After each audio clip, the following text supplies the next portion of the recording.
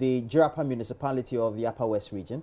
Community members say it is one of the splendors of nature that has been given to them by their great-grandfathers, which has been passed on over the years. So the Upper West regional correspondent, we have Rafiq Salam, who visited Wulin, reports that despite the magnificence of the rocks, it is viewed freely and residents have nothing to show from such visits. And that's for our Ghana Month story for today.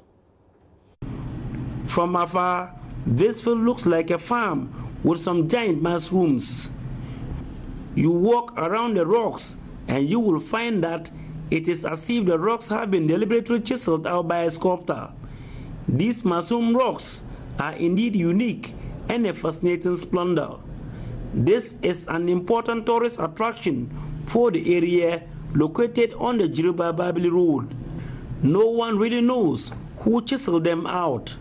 60-year-old Yedo is one of the elders of the community.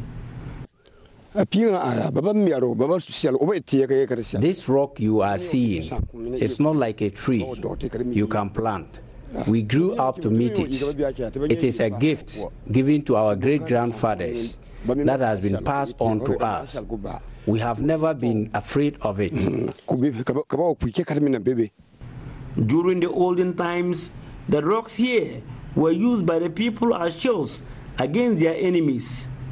The days of wars are, however, over, but the people at Wulin on yearly basis perform rituals here to appease and thank the gods for saving them from slave raiders. Dor Stephen is a tour guide here. Yes, because the place was protecting us like a sandal attack. When people come to attack our great grandfather, they run into the rock and then hide there. So due to that, they are sacrificing this place. They are when the dark time when the period come, they will come and do some sacrifice to purify the place, to show that the rock once support them. On whether the people are able to benefit from tourists who visit the site, he said very little has been gotten. The place is just open like that. They didn't fence it. So people are coming here, they all came here and watch it and go away. They will not give anything. That is why we are not getting any beneficial to it.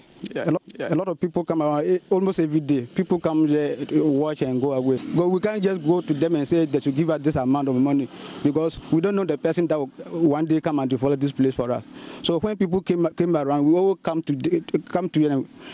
They'll be going, we'll be following them. So after everything, like if they give you once you to go and drink water, that is only beneficial we are getting at the moment. It is difficult for the community to earn revenue from tourists who visit this site because this beautiful place is not fenced.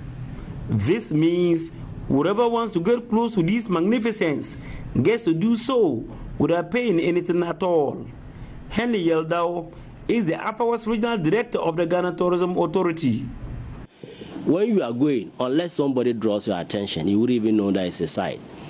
So the stages of development that we are looking at is that we need to do maybe a basic wall just by the roadside, so that at least part of it is protected from the general public as they walk past, so that you will have to stop. If you create a gate, you have to stop, enter, and you now be taken around the site. And that, in a way, you can control people entry to the place. So we need to basically develop washroom facilities around the place. As you've seen the place, there's virtually nothing. We need to do some garden chairs around there. For managers of the Royal Cozy Hill Hotel, the location of the mushroom-shaped rock will add value to their yet to be completed 4-star hotel. Michael Kulgeman is the project manager. Tourist sites like the mushroom-shaped rocks that you've mentioned is of very importance to us. The reason is our project is a hospitality project. It's a hotel that comes along with a safari. We know, we have the belief that when these areas like this mushroom rock, when it's properly developed, we are expected to receive more guests to this part of the region. and it gives us more business, and in turn also develops the people also around. The roads leading to some of these tourism attraction sites are not in the best of shapes. They are bumpy and deplorable. Not a single one of them can boast of a full bituminous surface to their sites. This is the 7-kilometer Wulin-Jirapa road. Ideally, driving on this road should not exceed 10 minutes. However, the bumpy nature of the road slows the movement of vehicles plying the route. Henry Yeldau expressed concern over the bad nature of the road. Currently, the access to the place is not so good. As you drive from here to Jirapa, it is tight. But once you turn towards the community, the place is not good. And particularly during the rainy season, most of the sites around here are difficult to access. And these cannot be done by individuals. It is the government, maybe either through feeder roads or through the assemblies, who can develop. Sometimes when you have people, investors, private sector coming in to invest, if you look at the level of infrastructure being put in by the Royal Cozy Hotel, the government needs to come in at least to open that part of the road. And that will also help the community. As the Wulin Mushroom Rock is developed, the community will benefit.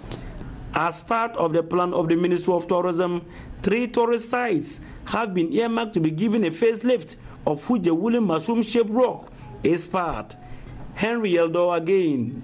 The Golu Slave Defense Wall, the Wulin Mushroom Rock, and the Wichita Community Hippo Sanctuary will be engaging the community, at least to tell them what government intends doing. Then we together can sit back and see what exactly to put into these sites to make them good, so that we can generate the needed revenue for government and for the communities.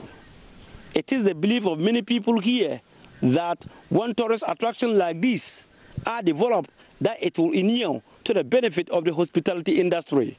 Reporting for JoyNews, Rafik Salam, Wulin.